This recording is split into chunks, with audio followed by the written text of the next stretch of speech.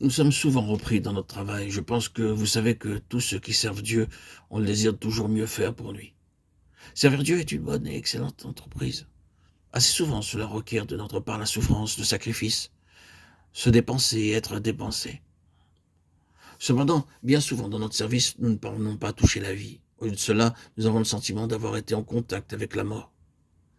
Nous sommes affaiblis intérieurement et nous sommes intérieurement désapprouvés. À quel moment avons-nous mal agi?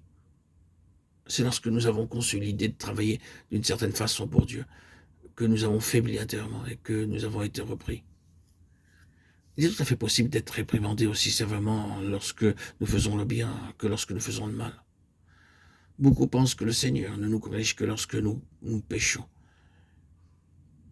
Permettez-moi de dire que celui qui demeure en nous, bien souvent, nous réprimande aussi lorsque nous faisons de bonnes choses.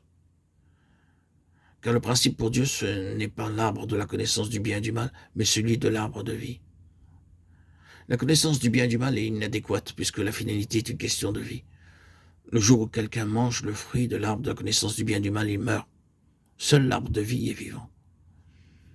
Il existe deux sortes de vie parmi les enfants de Dieu. L'une est remplie de choses tandis que l'autre, c'est Christ. En apparence, elles semblent identiques. C'est pourquoi il est extrêmement difficile de percevoir ce qui les différencie.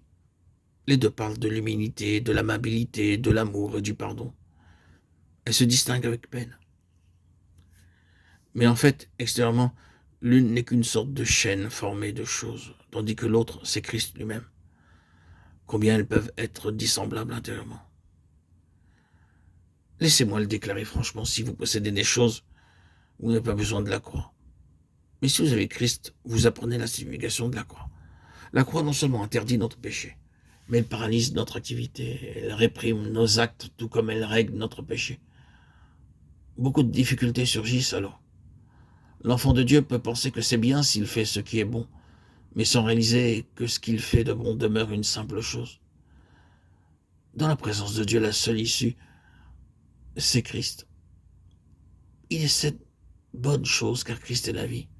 S'il demeure silencieux, comment pouvons-nous agir? Nous pouvons facilement apporter des paroles de réconfort, mais s'il ne parle pas, nous n'osons pas parler. Car si nous le faisons, nous toucherons la mort et nous serons intérieurement faibles et défaits. Nous pouvons sans aucun effort aider les autres pour beaucoup de choses et obtenir la louange des hommes comme si nous avions un cœur sensible. Mais lorsque nous avons accompli toutes ces choses, nous nous sentons intérieurement déprimés.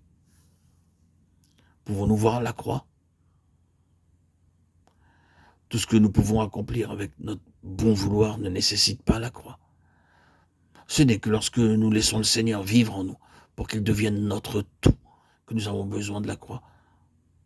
S'il n'agit pas, comment pouvons-nous agir? Frères et sœurs en Christ, bien-aimés, chers amis, auditeurs, auditrices, nous avons besoin de demander à Dieu qu'il nous délivre de nos bonnes œuvres, comme nous le lui demandons aussi pour nos péchés.